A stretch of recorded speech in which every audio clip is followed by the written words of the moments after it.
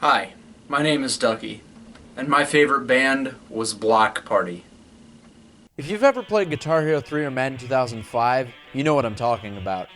You heard Helicopter and it rocked. But this one song was different. It had so many raunchy qualities. The song has this fast and tight tempo that electrifies the listening experience. Each actor in the band serves their purpose. Russell Lissack splatters out his guitar licks like an abstract painter, within the lines of the rhythm while also maintaining a fluid, uncontrolled sound. Keely Okerke's singing style is informal and unrestricted. Gordon Moak's productional inputs constructs a well-structured song into an endlessly memorable one. And Matt Tong? He's so fucking good! I've never said it before, but I dabble in the magical arts of percussion, and I respect the hell out of this guy. His fast and loose style is massively intriguing. I'd slap him in my top 5 drummers, but I am pretty biased. Anyway, that first song spiked my interest in the band as a whole. I figured the album Helicopter Came From would be a good start. Silent Alarm happened to be there first, so it worked out even better. Great album, everyone's favorite. Okay, I know I'm trying to get to hymns proper, but I need to explain something first before I go forward.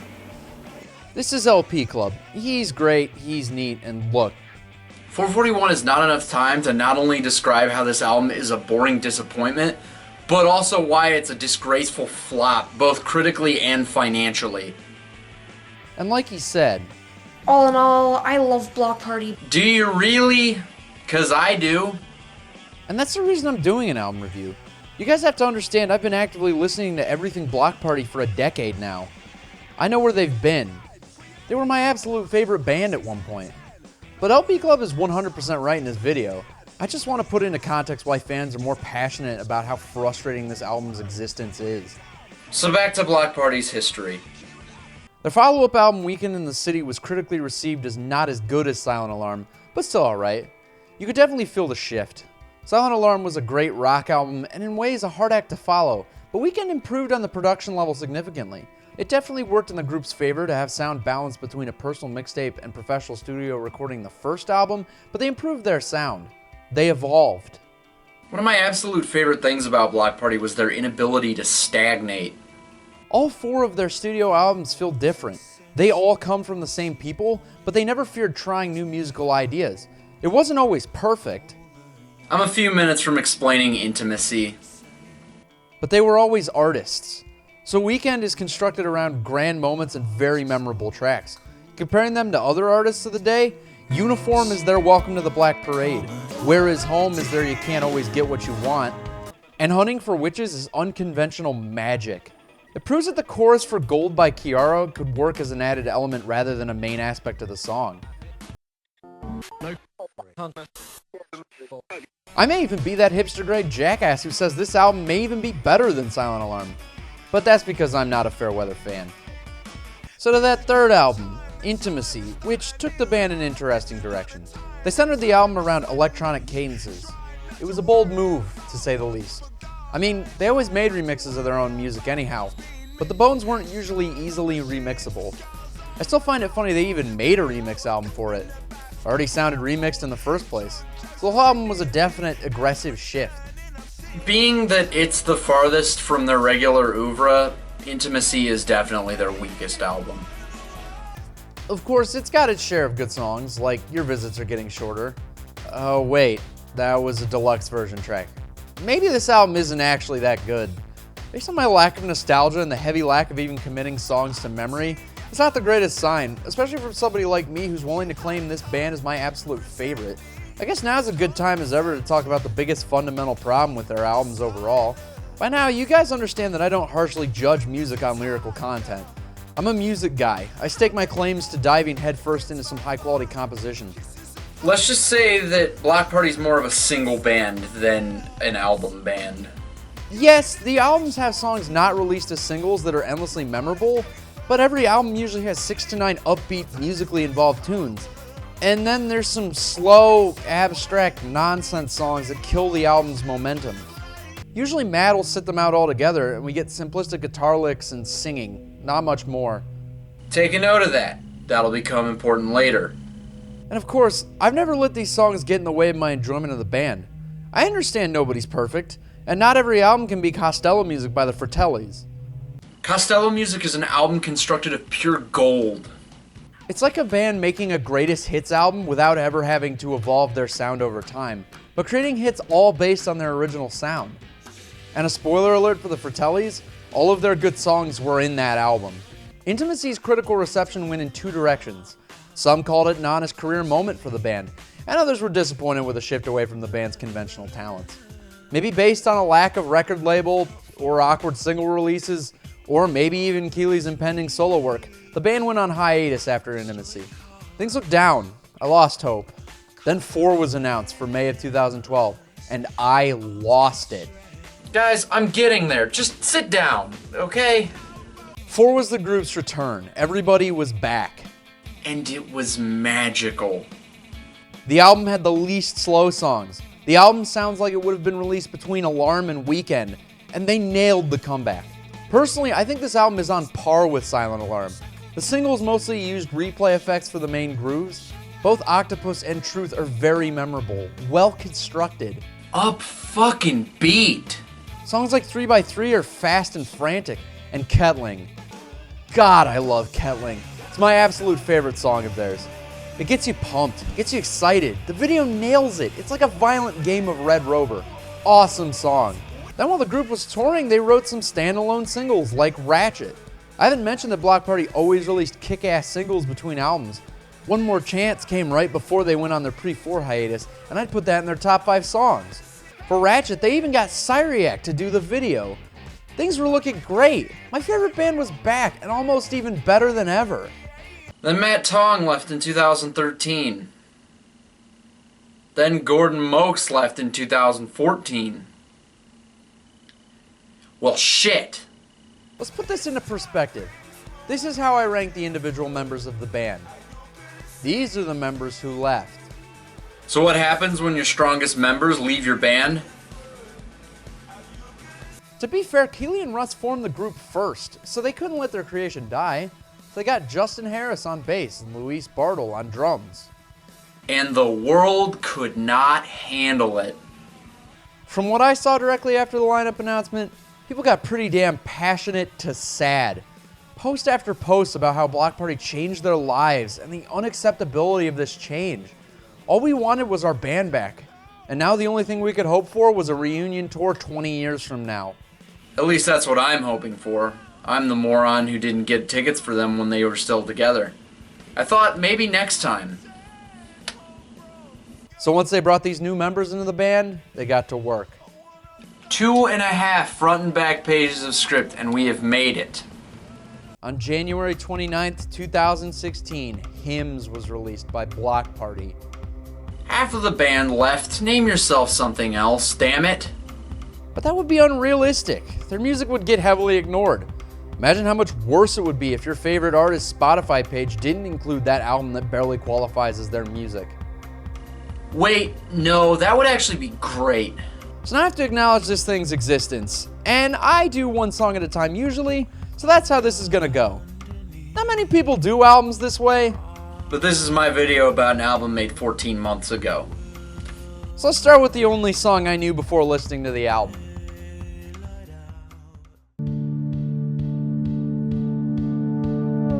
Lord, give me grace and dancing feet as Stop! You know I don't care about lyrics, right? What I do care about are blatant lifts or references to past work. So this is The Prayer. It's off A Weekend in the City. And I'm convinced they didn't think anybody would notice. So here's the first line from that song. Lord, give me grace and dancing feet. Well, they aren't exactly delivered the same. The Prayer is a song about having the confidence to be appreciated and basically not giving a fuck.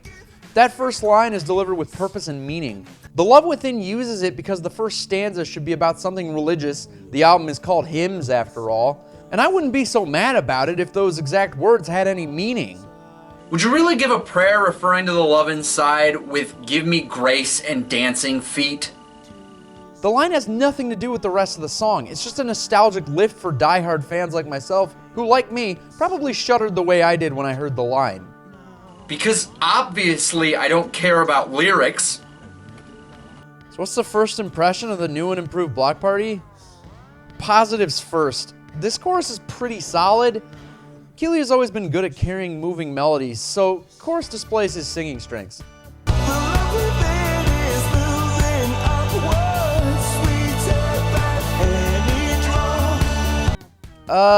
I do find myself tapping my foot along to it.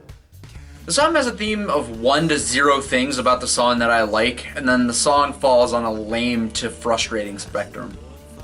The whole song is structured around a bleepy bloopy synth line, which is up to personal taste whether you find it acceptable. I say it like that because all I can say about it is that it makes my foot tap, yet it is awkwardly simple. It's the kind of sound that you should implicitly avoid, but somehow you can still bump to. It was also the first single I heard after they broke up, and at the time, I was fairly disappointed. But as part of the album, It's definitely in the top 3. it's inoffensive, it leans on the faster side of mid-tempo, and it was probably the best choice for a single. Hold on to your butts, people. It only goes down from here. Positives. Oh, I like the beat somewhat. Some of Luis's drum parts are nice. Very simple, but decent. Notice my lack of expressive adjectives, because it's not exactly on an exciting level of solid drumming. The song brings a muted version of the synthesizer from the song before, and has this monk-like chant running through the meat of the song. When Russ finally gets an opportunity to play, he's using this Western-type sound, which he'd only used in half of the song Coliseum off of 4. It's not exactly the best he sounded as a player, but it's an idea for a solo. But the second song on the album kicks off the album's strongest theme. Average, mid-tempo songs that are massively forgettable. I had to listen to many of these songs on repeat to even remember what these songs sounded like, and I can guarantee I'm going to forget about Only He Can Hear Me once I move forward. Overall, it's average. There's nothing that sticks out.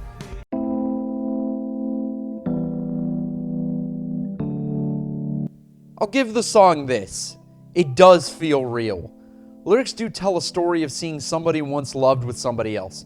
It's an honest sentiment that can really hit home if you've been in that situation. Keeley conveys regret and sadness well here. Other than that, it's another mid-tempo slog of a song.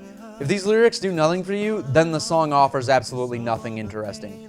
Everything is musically muted, the synthesizer only works in an elevator context, the drums are just there, and the guitar work doesn't stray farther from eighth notes. It's on par with everything else on the album. At least the lyrics are okay.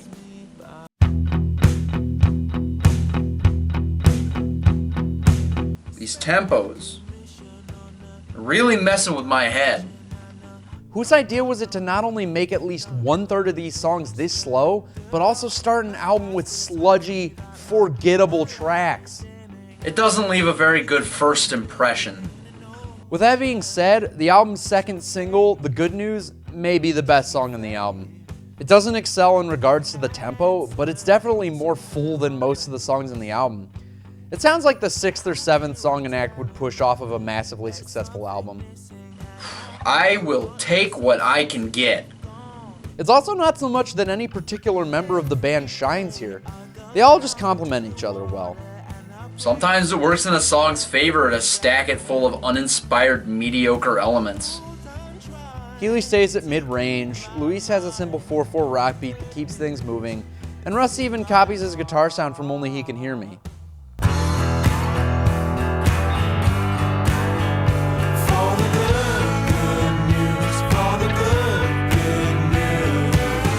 This part is alright. It functions as a memorable benchmark for a decent song. It's part of the reason this is one of the 2 songs I could remember after the first time I listened straight through the album. It's solid. No objections? Hey, it kind of sounds like the album's turning around. Maybe this won't be so... These sheets of ours. bad. Holy crap, this is easily the worst Bloc Party song possible.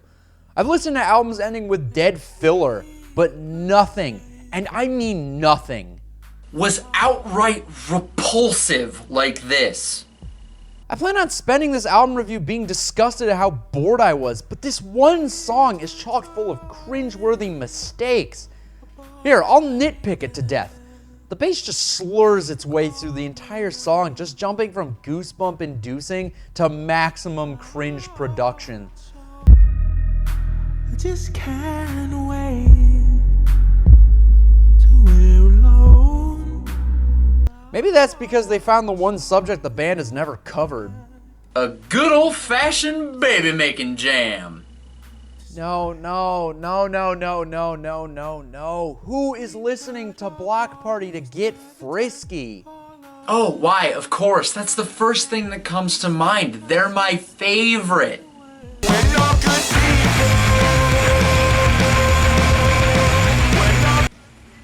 Woo! It's getting hot in here?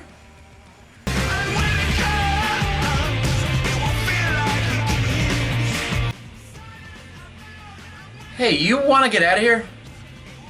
Wait, you're a camera. Back on topic. Fortress is the slowest song on the album, so add slow to the song's dumb and raunchy theme. We also get to put up with Keeley doing his high falsetto, which highlights both his inability to softly coo, as well as a complete lack of singing seductively. Pull me under the ocean. Another great feature is the lack of guitar and drums. Why have an instrument that brings life to a song when you could just cut it out entirely? When listening, the song's lack of rhythm causes an involuntary urge to sit still. Look how danceable this song is. And these fucking lyrics. Pull me under the ocean. Under? Huh? Like the outer core of the planet? Song definitely makes me want to dive into some lava. It's sweat, my sweat stuck in away. What? Is a spider gonna eat it? Sweat is liquid. How would it get stuck in anything? What's a metaphor? Cover my mouth with yours. That doesn't sound attractive. That sounds quite the opposite, actually. Like this. Cover my mouth with yours. The song is the opposite of everything that made Bloc Party the electrifying band I became entranced by. And at the very least, this is just one random album track. But I'm not kidding. This is the worst thing they've ever done, and you can take my word for it. The worst track definitely has to be Different Drugs. Oh well then.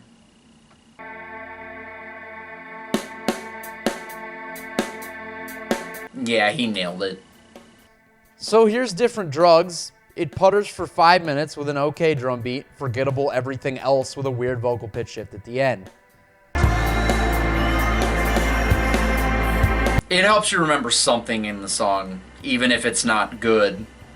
It is something though, which is something the album doesn't do very much of. Here's a couple examples. The song has all the elements to be a quality song. It just rides the middle for 5.5 minutes until it's over. It isn't interesting and has nothing to offer other than taking up time. If you seek an explanation. As is this song. It's got emotive percussion but isn't very well complemented by the second slowest song on the album. It goes until it's over. And that explains the whole album. It's a 47-minute drudging slog from song to song. It transitions from slow to medium-tempoed songs with muted and samey elements throughout. There are high points and low points, none more exciting than sticking your head out of a car window or stubbing your toe. If you remember anything from the album itself, you've got a better memory than I do. But as for the rest of interesting,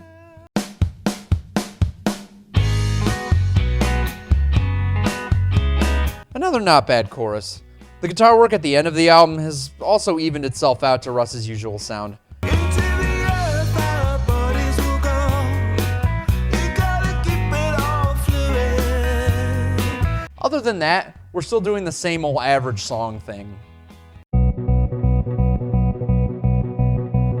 If Fortress is the worst thing Bloc Party has ever done, then Living Lux is the weirdest thing Bloc Party's ever done. Just imagine two people were told to keep the beat to two completely different songs.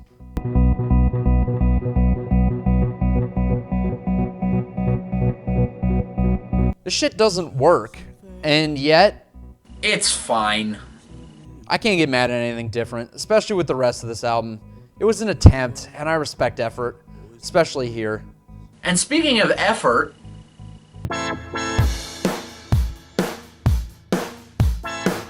after the first listen, I thought The Good News was the best track on the album. now I'd call it more of a tie with Virtue. It's just another one of those songs with few problems. The bass line is pretty solid in the verses, the chorus is memorable enough, and everything is the usual complimentary amount of minimalist instrumentation. Look at me gushing with praise. Let me cut that out right now. Now, a good album reviewer would connect overall themes of the album and respect the effort of the artists. Usually that has something to do with analyzing lyrics. I'm not your guy for that, but let's use that to my advantage. One song on the whole album was lyrically memorable to me. Other than Fortress. Maybe because Bloc Party has always been strongest in their music over anything else. So what's the theme musically? Nothing. There's no specific song you can get behind or get excited about. Some of the worst follow-up albums I've ever had the dissatisfaction of listening to have at least one song I like enough to give positive feedback to. Back to the Fratellis, 2 of their follow-up albums were subpar at best. But both Milk Money and They Sold Ghost Town are great songs, bright spots on otherwise bleak albums. Hymns has nothing close to that good. Virtue and The Good News don't exceed anything higher than a 6 out of 10, and that's the best the album has to offer. Listening to this album didn't make me happy or nostalgic for my favorite band of the past. It made me sad. Sad to know the electrifying band I once loved is gone. Sad to know the replacement band can't even rise to half the talent of my former favorite. And that's the best adjective to describe this album, sad. From its meh production to Fortress. This album rattled me so much to the core that I did an album review. And you know how often I do those. For its lameness, this album gets a 2 out of 10 from me. Please come back, Matt and Gordon. We miss you. Thanks for watching. I know you could probably care less about a random punk alternative London band, but I thought I'd share my history with you guys. Anyhow, tell me your thoughts. Maybe what you want me to do next. Here's my last big music-related video, and here's the first episode of Matt's Wall. Episode 2 will be out next. So have a beautiful day.